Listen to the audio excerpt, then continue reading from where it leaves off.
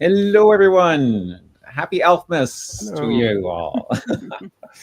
Yes, welcome everyone who's joining us live and those who are watching us after the fact.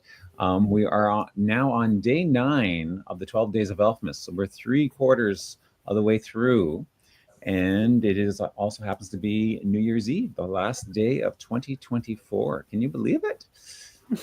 Yes, Yeah, almost gone. it's almost gone. So we won't see you again until next year. It's going to be a whole year.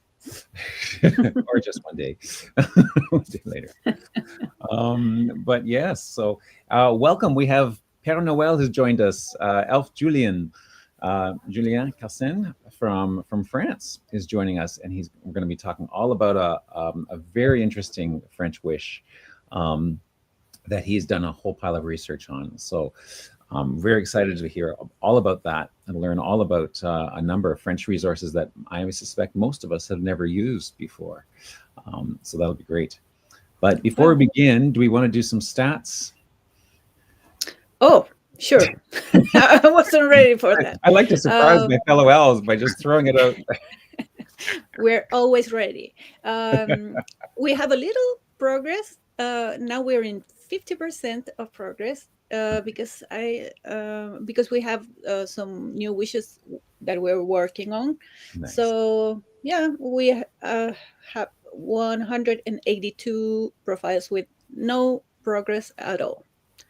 So you still have 4 days? Yeah. Yeah, 4 We days. still have 4 days. Yeah. Mm-hmm. So hopefully, We're working hard. yes, hopefully our elves will take a little break and look at those ones that haven't been adopted yet, so we could at least get a few research notes on them or give them some hints, show them some love. Oh, yes. and we have 53 complete, one more than yesterday. Wow, that's excellent. So, great. That's Yes. great. Very cool. So, well, Julien has put a lot of work. Actually, Julien, your first name it should be Julien, right? Julien. Julien. Julien. I know it's very hard for English Well, speakers. So I know how to pronounce those it. It's just, vowels I'm are just just lazy sometimes. Julien. Merci, Julien, for coming. You have to practice, Greg. I have to practice. Yes, I can get once I get into the groove, I can do that. Because I studied a whole month in Saint-Pierre-Miquelon and was totally immersed. So I remember the point after about the second or third week. I remember that I woke up and I had dreamed in French. So I had, there's a point where you start thinking in the other language. That was a while back. So I'm not going to fall asleep and dream in French during this live cast. So here we are. So take it away. I'm running the screens because just to make sure that our internet connection stays viable. So I am playing Vanna White or directing, but you let me know what you want to do and lead us through this, Julien. Okay, so let's start. So the wish was about Jean-Baptiste Aiguier. Mm-hmm. The profile is here. So if you move to the research notes, yes. So the wish was, I'd like to know if the Jean-Baptiste Aiguier listed as a victim of the guillotine is related to me. I have the record of Jean-Baptiste Aiguier 16, so the son of this one, birth and baptism, but I've not figured how to add it to the WikiTree yet. And I'd also like to know if he had siblings. A French-speaking friend found it for me. Okay, so there are several things to do. And my plan was first check that this Aiguier 51 is indeed the father of Aiguier 16, because, well, very often that's where there is a problem at the point where people move from one continent to the other. So I want to check if the baptism in question is indeed for the right person. So find the record and add it to the profile, and find then once the parents are proved to be so this Jean-Baptiste Aiguier and Françoise Guidon,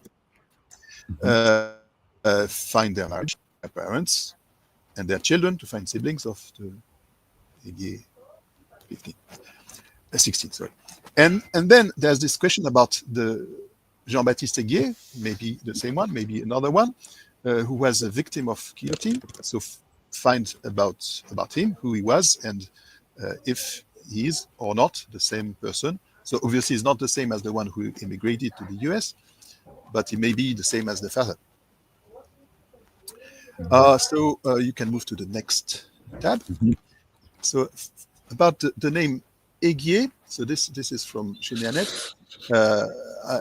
Aiguier is a not very common name, but it's not rare. Aiguier, it comes from aqua in Latin, water. So it's a water stream. It's place name initially. So different families, unrelated, may share this name. It's the fact that people have the same name does not necessarily imply that they're related. And if you scroll this page below, there's a map of where in France you find this name. And yes, and if you move the cursor above to just remove the 20th century, so the red cursor, yes, move it back to 1800. Okay. Yes. So you see that at that time, the name was very localized in two places. One place is in the northeast and one place is on the south coast. Okay. That's a bit strange. Two completely different places, but probably they're not related. Okay. So now, since the name is not uncommon, we need to be careful for homonyms.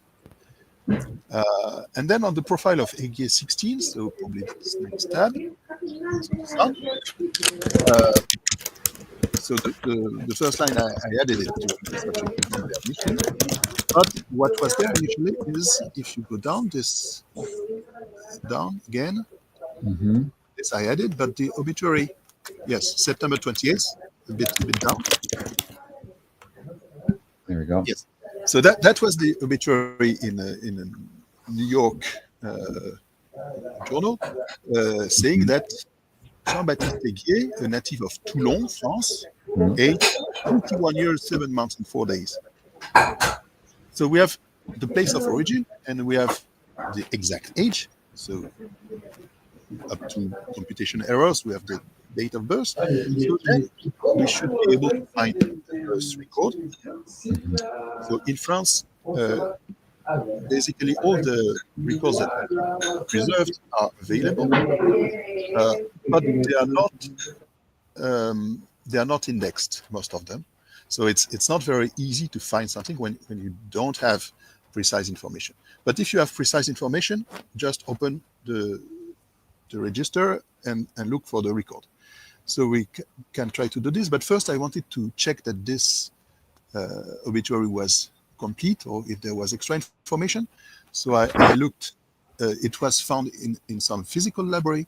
That's what's given as a reference, but I found it online. So that's next tab. Okay. Greg? Yeah, I have to get my cursor in the right place. Okay.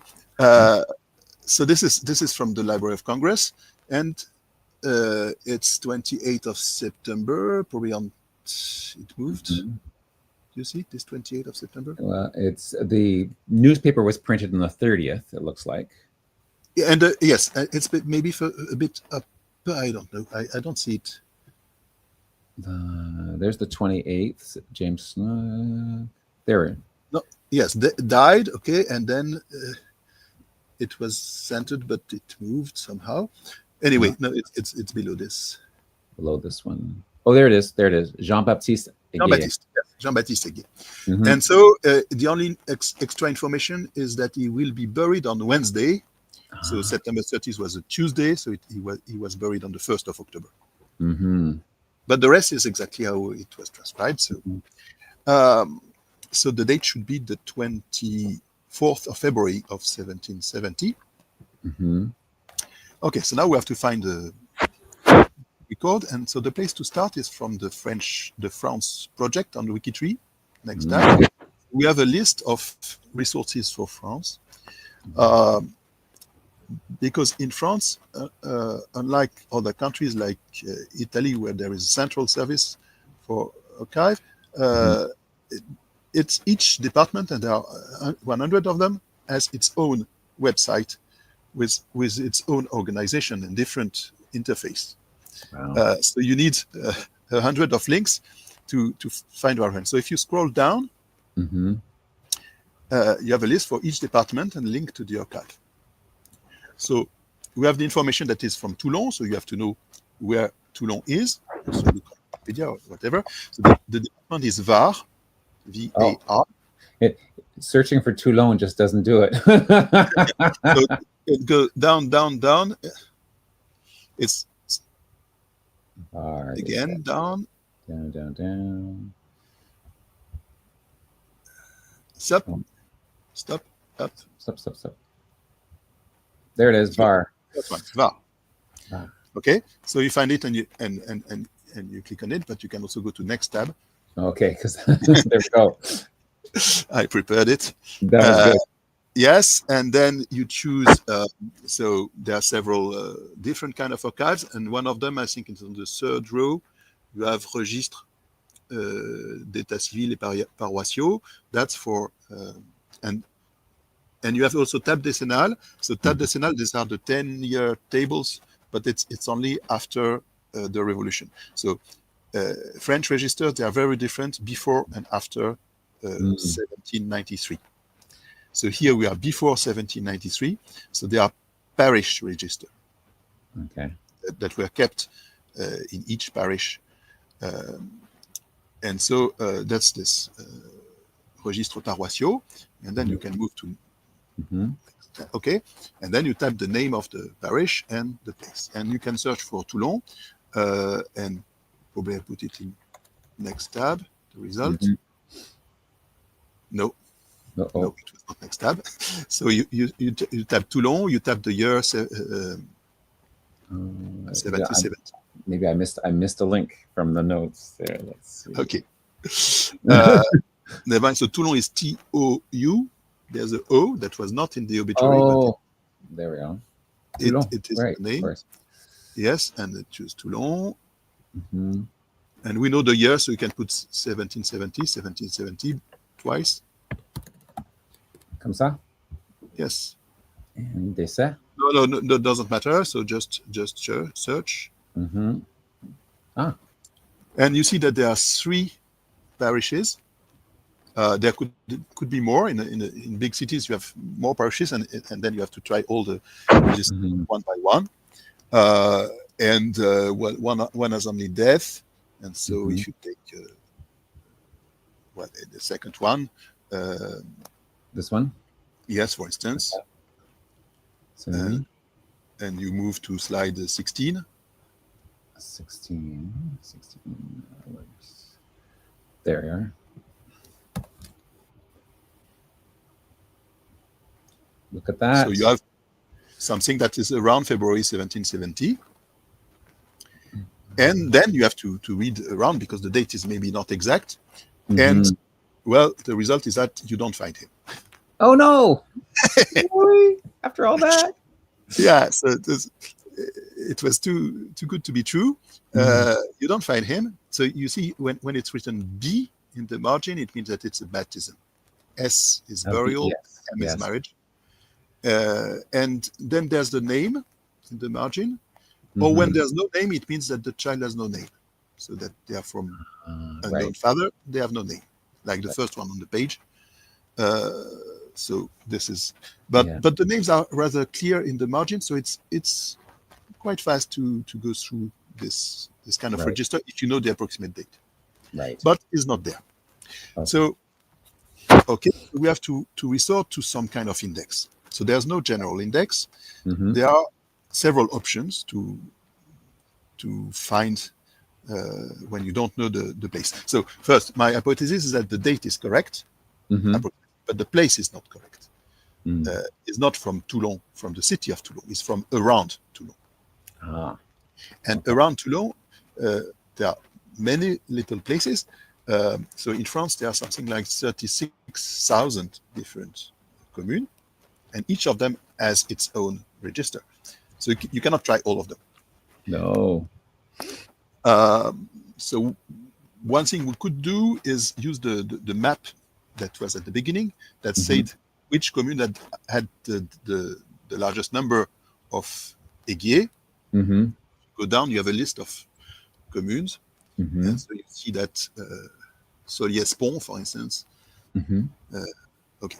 But what I want to show is when you don't have this precise local information from the map, which is more usually the case, you have to use some websites that have indexes. So one of them is Genealogy. Yeah. This is the so Genealogy, you can search for free. You can also pay for a subscription, and then you get more tools and a bit more data. But basically, you can use it for free. And so if you search Aiguier and Jean-Baptiste. Okay. Yeah, let me think. Did I spell that right? I don't, it's too small, but it should. Yeah. AIG. Yeah, I'm pretty sure it is. Yes. Okay. Two. And then first name was Jean-Baptiste. Right? So, by the way, Jean-Baptiste in French, it's one name. It's not two names. So it's usually hyphenated. Is it? It's usually, in modern usage, it's hyphenated, but in the 18th century, they didn't use hyphen. Oh, okay. But now it's a Now, do you find a lot of short forms? Like when I'm looking at, say, for example, the Quebec parish registers over here, they always shorten the Baptiste. Do you see a lot of that as well? Yes, in Europe? it depends. It depends where, but there are some places where they short. Yes, so Jean. And would that change your search as well? Would you have to search with the short form, or when they transcribe it? So Genealogy has an option, but maybe that's one of the pay option that it uses variants of the name. Probably that's a red dot. Oh, fantastic! That says use. No. It says each of the first. Oh. Yes, each of the. No. What's the first? Isn't it use variants? The first above this. Oh, there we go. Oh no, that's a pay. Oh, it's gray. Okay, gray means that you have to pay. Okay. Okay, but you know what? I do have a login. Oh yes, if you. So now that I'm logged in, let's go back to search. And you maybe you reload the page. Oh, okay, yeah. Reload. So yes, I'm logged in. Oh, I'm not premium. Maybe you go again to search. I left my premium subscription. I'm only a base model, apparently. You're so basic, Greg. I'm so basic. Okay. Okay, but never mind. Okay. So yes, you have this. Okay, so it's one of the pay options. If you. Yeah. And then it depends if the person who indexed has expanded the abbreviations or not. Ah. Right. But of course, when you look at registers, sometimes the names are abbreviated.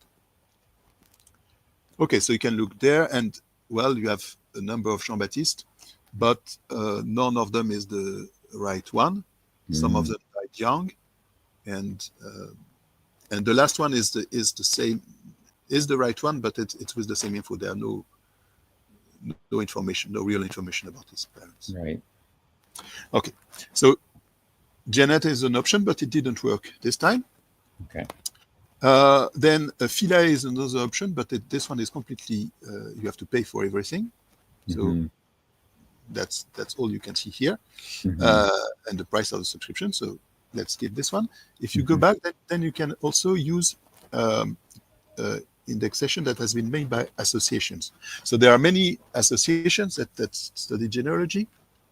And one of the thing they do is to go to the archive and make indexing of the registers. So each association has a local perimeter, and you have to find the right ones.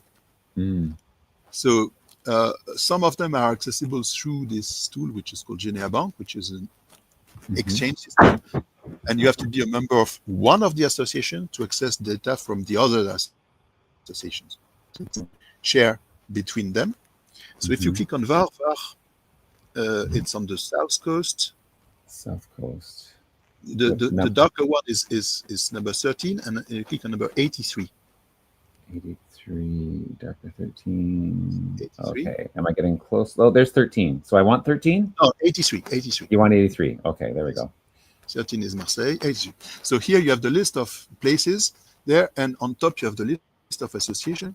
And if you look, you have one that has done the southeast of Var, and unfortunately Toulon is the west, and Alpes-Maritimes is a nearby thing, and a list of places. And well, you will find marriages from around Toulon, but not births, so they don't have it. So this doesn't work. So you can go to next tab. Okay. And next tab is something that so another association which is not on Genealogy, which I found by googling Association Généalogique Var or 83. So in France the departments have numbers, Right. and you have to know them by heart, or at least wow. if you study Var, you have to know that it's 83. And so this association, they have online indexing, and it's free. I think you have to up to 10 searches per day for free. So if you click on relevé, right here, relevé, accès au relevé, and here baptême, naissance, and baptisé. So third below, no. You have commune, INSEE, baptisé. You go on baptisé and you type Jean-Baptiste. Okay. And Aiguier. And there we go. Aiguier. And just rechercher. Search. And what does it say? oh, Yes, he found 4 of them. okay. You see, the name is, well, there are several of them. And the dates, well, one is born in 1770. Ooh, that's good. So you have to open fiche complète. Yes. And so now we know the place is La Farlède. The date is the 22nd February. And we have the name of the father, Jean-Baptiste, and the mother is Françoise Guidou. Okay. Remember this? So now that we have this, we can again go to the site of the archive and look for La Farlède. La Farlède is a small place not far from Toulon, like 10 or 15 kilometers from Toulon. Okay. So next tab. Over here? Yes, maybe the next tabs were the... Yeah, after Philae. Next tab after Philae. There's this one. Now again. What's this? That's Philae. This one was results of a search. Yes. Okay, but... Okay, and then... That's what example of what you can get with Philae, but... So next one again. And the next one is this? Yes. Okay. Yes. And now you zoom on the top left. Top left, okay. So it's B. Okay. Jean-Baptiste Aguier. That is Jean-Baptiste. Fils de Jean-Baptiste. So if you read, it says, l'an 1770, le 20, so it's 22 probably, so 22nd, the 2 is cut a little, but it cannot be anything else. Février, est né Jean-Baptiste Aiguier. So Jean-Baptiste Aiguier is born on the 22nd February. Son of Jean-Baptiste, so the father has the same name, and Françoise Guidon. So I don't read Guidou, I read Guidon. That's the usual problem of distinguishing N and U. But if you compare with Jean, the N at the end of Jean is really the same letter as the letter at the end of Guidon. Yes, So it's Guidon and not Guidou. Right, Guidon. Okay. And then it says things about them. So they are mariés, so they are married, and résidents, so that's where they live, en qualité d'agent, so employees, de Monsieur de Celles au château de la Castille. So they are employed in the local château. And then the name of the priest and where he was baptized. So it's not the main parish church, but it's a smaller church that is close to the chateau. and then the name of godfather, Pierre Vaquier, who was a baker, and godmother, Claire Guidon, so she has the same name as the mother, so she's probably an aunt. And some of them sign, and in the signature you see also André Guidon, who could be an uncle, and there's a J. Guidon, and etc. Very nice. And so the interesting part is that we know exactly where the father lives and works. It's Château de la Castille, and you can take the next tab. So does this say? Jean-Baptiste was baptized on the 22nd. Does it say he was? So that's you have to be careful because it's not always said in the same way. Here it says the date and then est né. So that's the date where he's born. Oh, it is. Oh, he's born then. He's born on that day, on the 22nd. Okay. And then later, and he was baptized, and there's no date. So I assume it's on the same day. Okay. Because they would say, and was baptized the next day. But then it's not always the same. Sometimes they say he was born that day and baptized the next day. Sometimes they say on that day he was baptized, born the previous day. Yeah. So you have to read carefully. Very similar to the Quebec parish record. Yeah, I was going to say with the Quebec. The Quebec record are of the same tradition, so they yes, have exactly.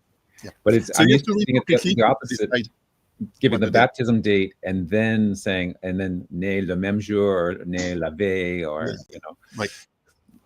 They had a very sort of strict script that they kept to. Yeah. And they sort of just filled in the blanks as they went along.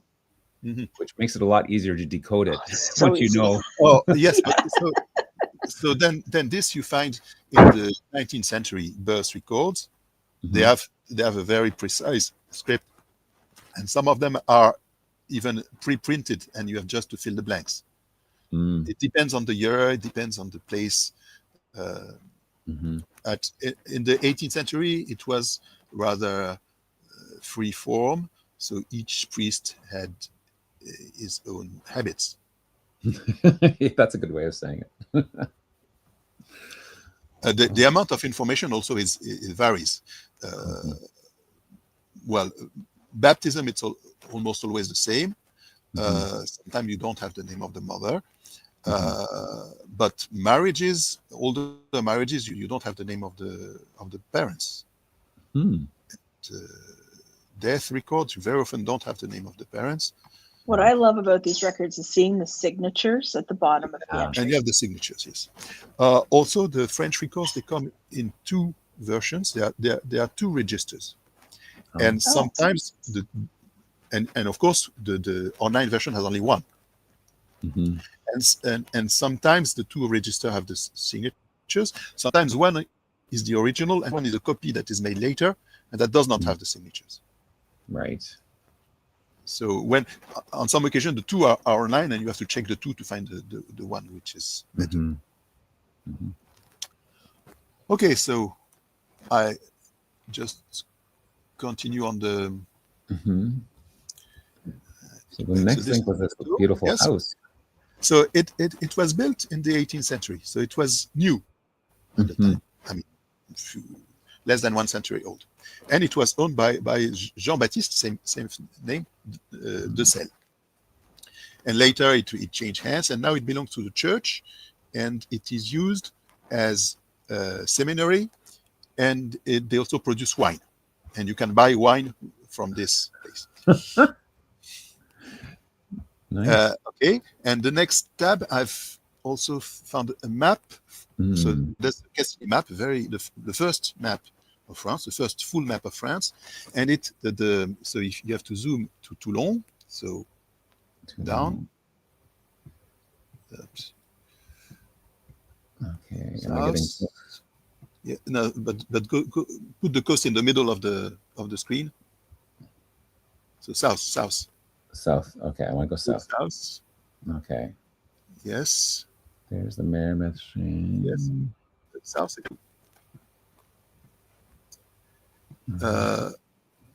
There's Marseille. Okay, I see. I've got Marseille. Marseille, and you go first a bit further east, and you will see. Okay.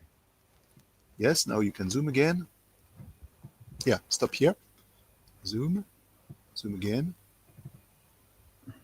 Up, wait. Have I gone too far? There's Golfe de Lec. Yes, Golfe de Lec. No, Toulon is here. No, you have Toulon on the map here. It's so move east slightly. Okay. Again.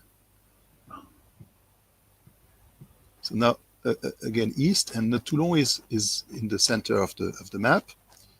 The red part is the city of Toulon, right in the center of the map. Okay. Well, the red and green look the same to me, so that's not helping. Okay. Unfortunately. Okay. Now you can zoom. You can zoom once again. Don't move. Zoom. How's Stop. that? Okay. And normally here you can see La Farled, and so it's on the eastern half of the map. And the chateau was visible also. So Chateau de la Castille is written on the map. I see a little red blotch there with can you see where my cursor is flying around? Or you can try to use the search function on top of above the map. Oh. Above the map. Yes, if you type La Farled, Farlede. Oh. La Farled. Oh, there we go. Okay, and the chateau is slightly east. Yeah, Chateau de la Castille. You see it. There it is. So that's how it looked at that time. It was just a small village. Wow. Look at And that, now, Chateau Castille. Yeah. Yes, Chateau de la Castille. And now, if you go on the left side, and you click on the aerial view, Mm-hmm. see now how it looks today. If you click once there, and now it's all built up from Toulon. It's continuous built area to the village, the former village of La Farled. The chateau is still visible. It's a bit outside of the built area. Mm-hmm. Yeah, right there. Nice. Okay, that's very cool. Yeah, and so the map of Cassini, it took a whole century to make it, but this precise sheet of the map for Toulon, it was published in 1779, so wow. almost the same time. Very neat. Okay. Yeah. So let's continue. What is on the next tab? So Genealogy. Yeah, but because now we have found him, we have to find the parents, the marriage of the parents and siblings and so on. Mm-hmm. So I search for the parents. And there are answers. There are answers. Oh, there's a Guidou spouse right there. So hey guys, we have the Wisher on the chat. Oh, just arrived. Excellent. You mean okay. live? Oh no, there. So hi, John. Joan, welcome.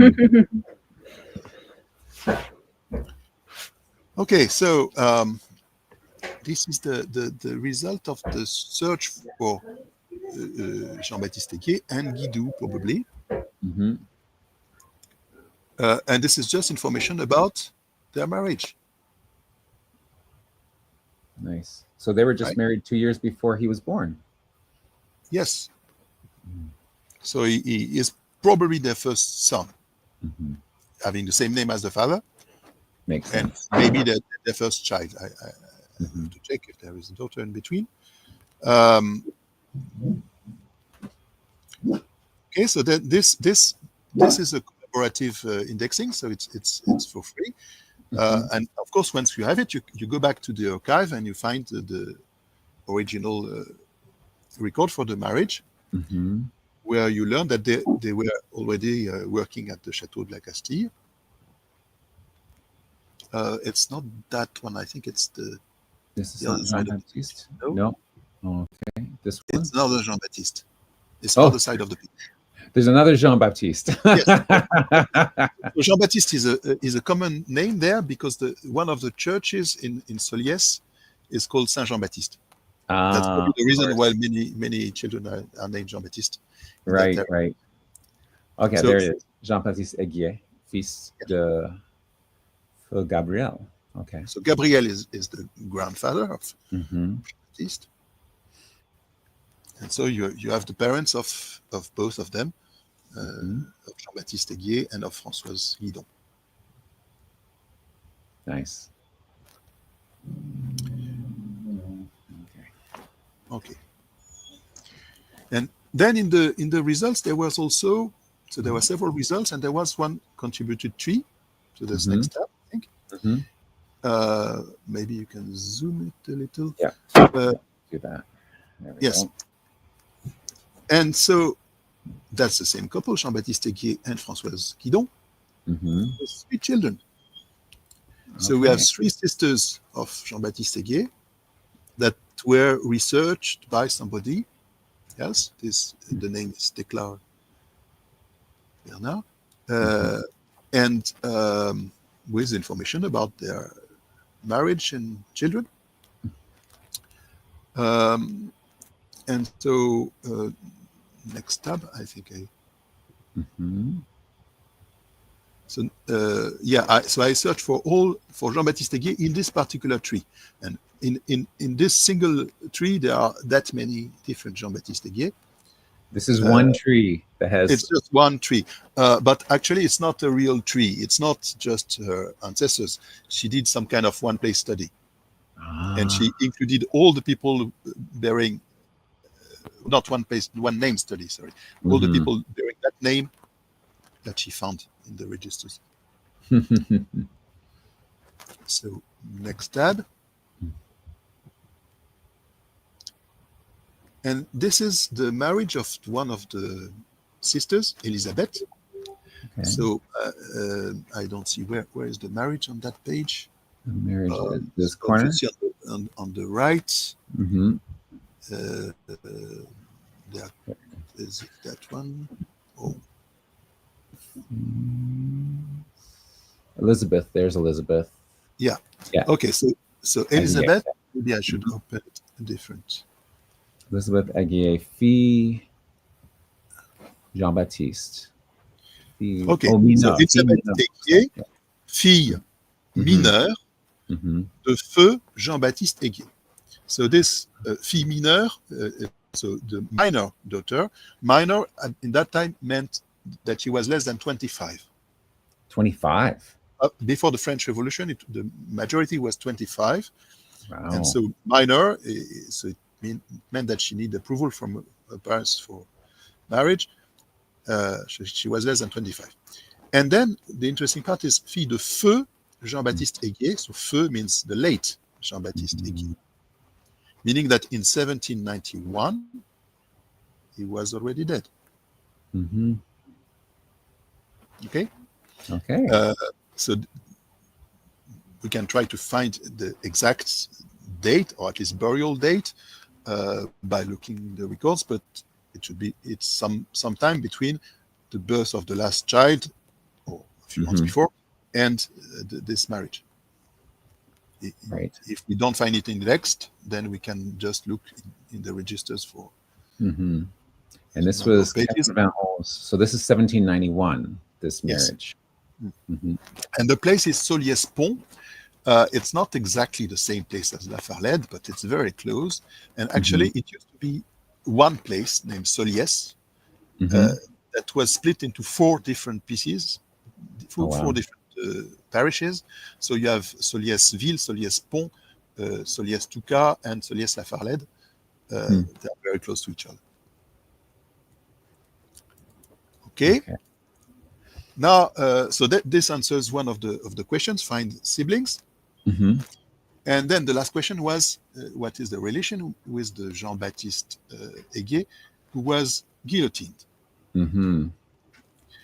So I looked for this, and I found several lists on the internet, including this picture. The next, yes, which is a monument in Grasse, with a list of people who were guillotined there. So Grasse used to be the place where the revolutionary court was installed in Var. Grasse was part of Var at the time, but that changed later because when Nice became French, Nice was not in France at the time of the revolution. It was annexed later. And when Nice was annexed to France, they reorganized the department to make it approximately the same size. And so Grasse was moved to Alpes-Maritimes. But at that time it was Var, and it was where the court of Var was. And so that number of people were all killed. And we learned that, so Jean-Baptiste Aiguier is the first one. And we learned that he was confiseur à Soliès, age 32. So Soliès is the same place. Okay. And confiseur, that's his trade. So he was confectioner. Oh. Making candies. Oh. And what's interesting is that if you go back to the first tab, sorry, the second tab for Aiguier 16, and you scroll to the sources, you have the 1850 census in New York. Yeah. That says that John Aiguier, confectioner. Oh. So same trade. Yes. Obviously not the same person if he was still alive. No. There's the sweet tooth ran in the family. Yes. So same place, same trade. Interesting. And then, okay, I looked for more information about the guillotine one. So that's next tab after the monument picture.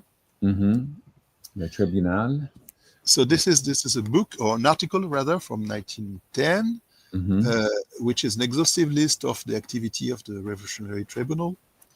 Nice. And then you have a magnifier on the right that says Recherche dans le document. Ah, okay. And you search for Aiguier, just the name Aiguier. Here we go. And it opens several results. And page 110. 110, okay. You have the... Yeah, come on. Do you have it? 110. I've got it. Oh, there. I clicked. Hello. The page number. Yes. Yeah. Okay. I was clicking on the wrong thing. So here you have the activity of the tribunal of the 12 pluvios en deux. So that's one of the fun parts about this period, is that we had a different calendar. So during the revolution between 1793, the end of 1793 and 1806, we used a different calendar. And so you need to convert between the two calendars.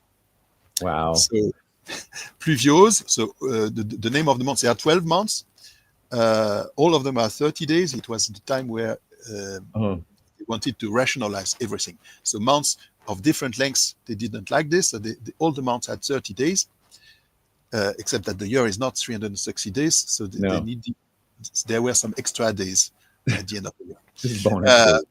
Yeah, and pluvios, the ending of the month's name tell you the season. So Oz is for winter months. Okay. So on 12 pluvios en deux, there were several people that were tried for counter-revolution. And it seems that Jean-Baptiste Aiguier was really doing things again. Well, at that time there were different factions, and some of them were moderate, some of them were radicals, and the radicals were holding power in Grasse. The moderate had power in Toulon, and moving from one place to another, it was dangerous. So he was convinced of being counter-revolutionary. by having handed out royalist pamphlets and things like that, and he was condemned to death and executed 2 hours later. They did not wait long. Wow. And an interesting thing is that, so he has a nickname. Yeah. That's in the beginning. Yeah. Is Jean-Baptiste Aiguier dit Marion. Mm-hmm. And I found this nickname nowhere else. None. I mean, there was a list of 20 different Jean-Baptiste Aiguier, and none of them has the nickname Marion. And if you go in the results on the left, go page 117. Yeah. So 1 week later, they tried Jean-Baptiste Aiguier again. Oh. But of course not the same. No. And this one is D. Gaillardet. Huh. And he was 70. And he was accused of having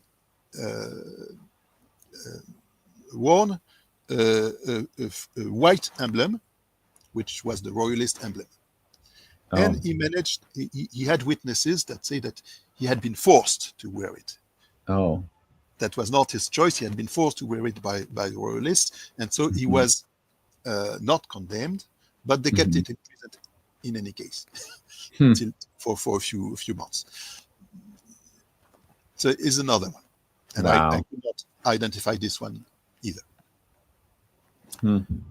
Okay, and so the one who was guillotined, the only information that I have for sure is his date of death. Right. And that's what I get in the next tab. There we go. So it's a different interface because it's archived from Alpes-Maritimes. Okay. And the scan is a bit dark. And it's a death record for 2 people. They did not. They make one record for the 2 people who were guillotined the same day. And you have in the middle Jean-Baptiste Aiguier dit Marion. Marion is underlined. And there's age 32. And there's no other information. So we don't know the name of the parents. Probably they didn't know it and they didn't care to ask. Right. And when he was dead, it was too late to ask. And so they don't have the name of the parents and they don't have the precise date. In the book, though, that we were just looking at, yes, did it not say that he was the son of Pierre? I thought so. Yes. Oh, sorry. The name of the father, it may be somewhere. Yes, it's not in the record, but it was in the tribunal. So Il était fils de Pierre qui avait émigré. Yes, they asked him the name of his father. So we know it's fils de Pierre, and that Pierre had emigrated. Had emigrated. So Pierre was not there anymore. He had emigrated, not meaning that he went to the US for economical reason, but that he was what they called émigré at the time, where people were against the revolution and went. So he just left the area. He didn't go anywhere specific. They left the country to go to the nearby country that were at war with France. So émigré was not a nice thing to say to someone. Oh, okay. So just being the son of émigré could, maybe it was not enough. That was insulting, maybe? It was really an aggravating condition. Oh, okay. Wow. Yeah. So yes, that was on the tribunal. Guy ne partageait pas les opinions de Montagnard. Il était fils de Pierre qui avait émigré. So they don't say in the article, they don't say the source for this information. Pierre qui avait émigré. Maybe that's in the proceedings of the tribunal.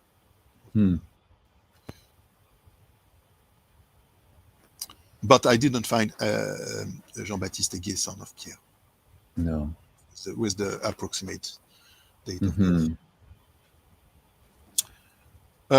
And so that's about all I found. And just last tab is a family search tab.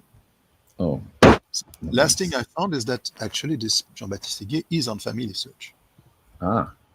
But it has false information. Oh. And you see, it says birth. You Is it in here? I don't see it in the note, that the text file that you gave me. No, it's not. It's not here. It's not that tab. The previous one. The not just after the death record. Yes, next one. You don't have I don't have any more. Okay. In the text document that you shared with me, the last one I had was, or wait a second, that's the archive one. Yeah. Don't you see family search? No, link? I don't see it. Not Oh, here. I added it. Oh, sorry.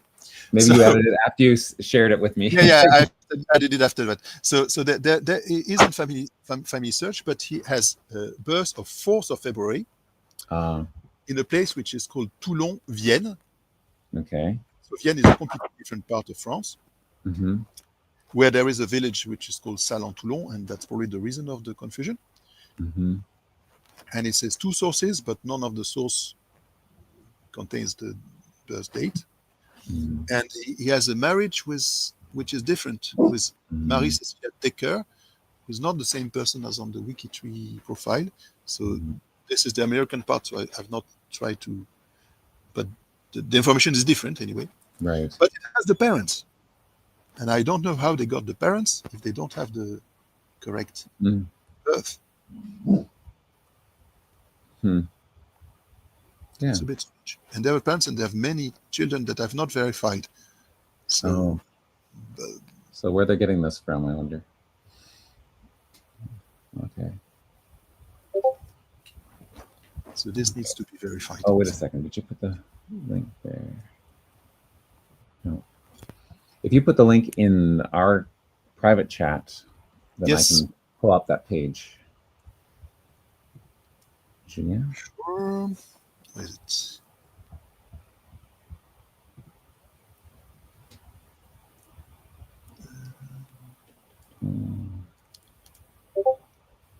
Yes, you have it.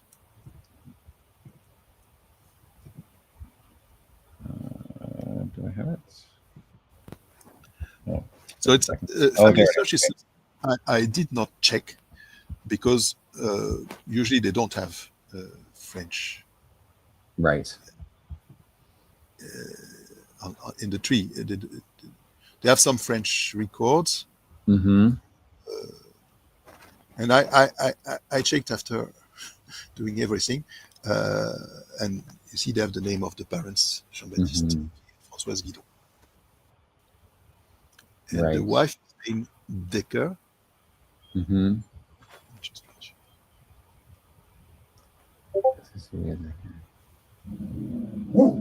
Right. Finny, hush. Okay. Mm-hmm.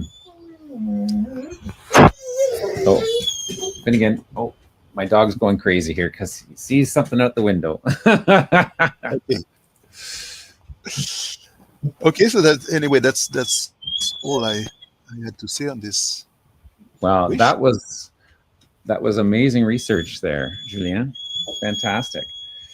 And Finny, I'm gonna have to hush you. Okay. It's okay. Yeah. So I'm trying to look at the other wishes related to France. Oh yes. Mm-hmm. And the one I opened was where is it? Number 4. And Foucault. What's his first name? I forgot the first name. Somebody named Foucault, who was a cook in California, and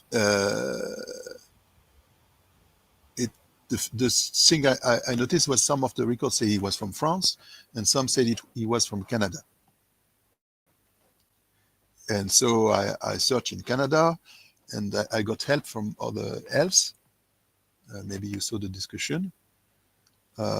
And then I found some matching family in France, but they had immigrated to UK.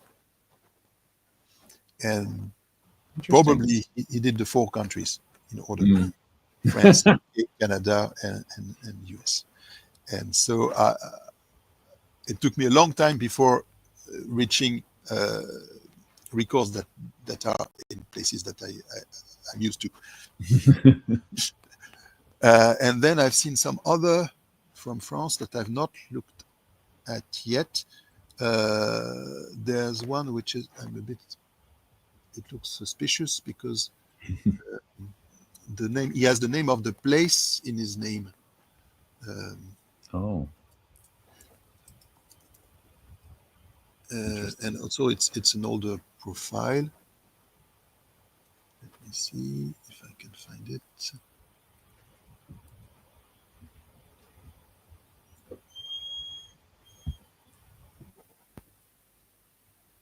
No,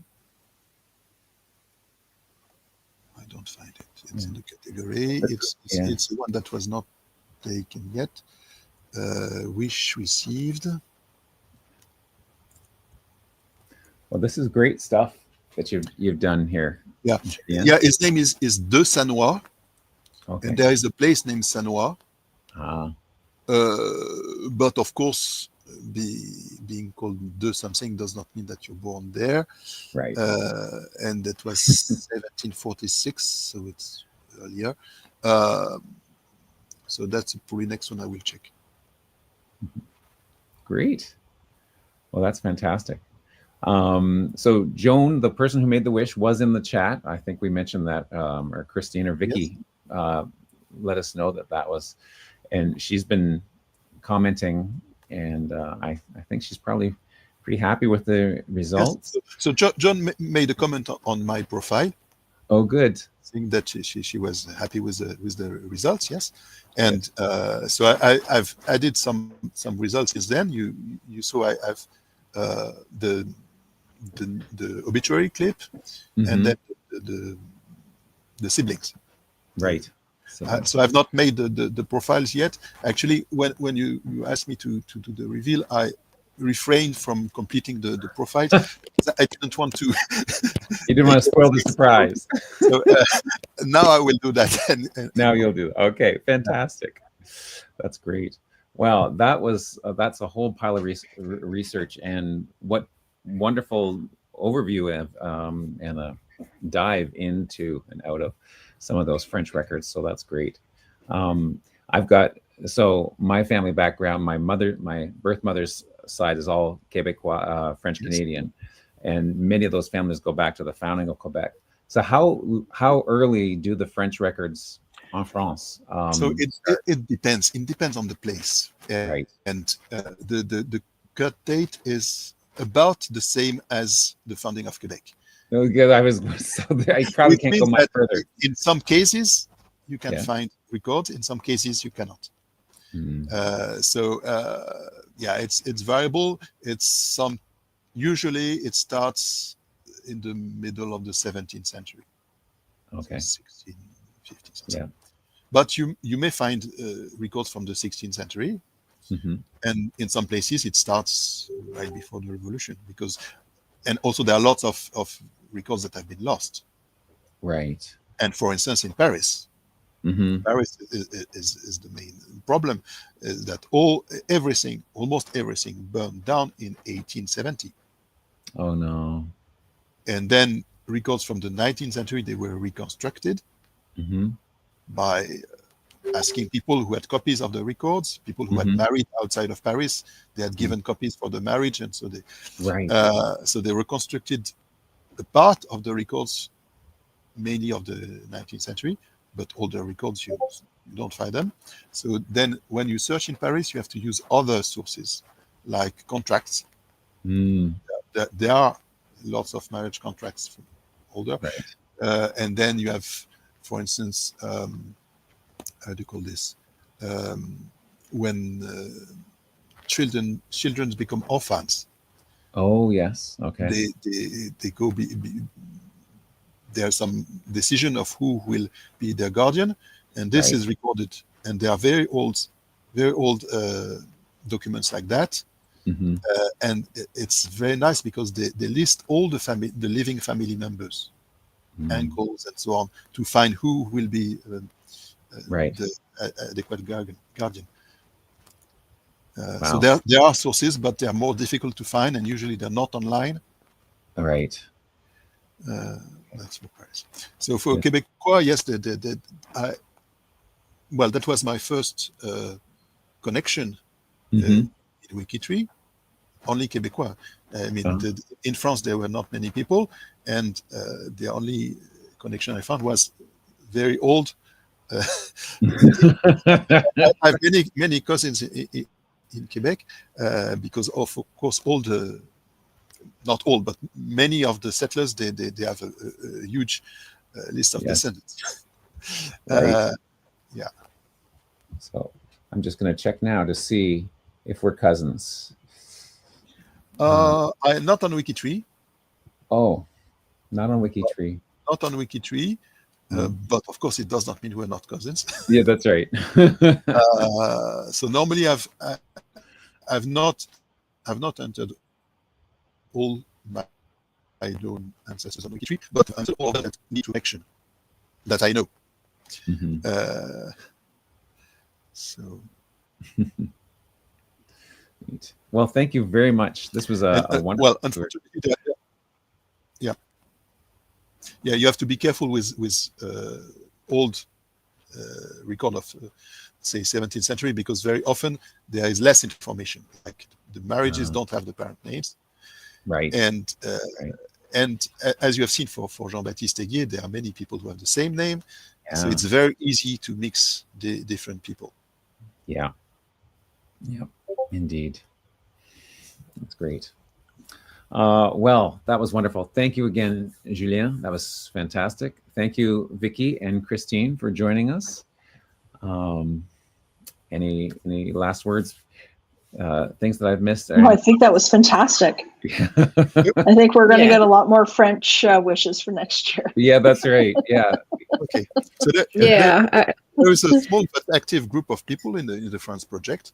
And well, if there are many French wishes, I can ask them to come to help. Yeah, I was immediately looking in Genealogy for some records. Yes. So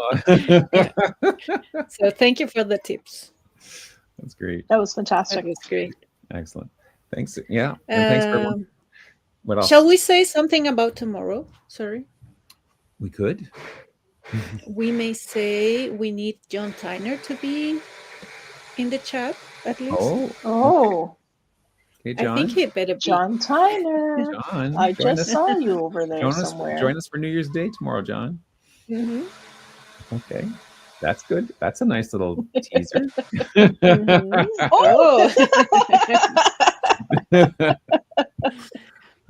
So stay tuned for the beginning of 2025 for something special.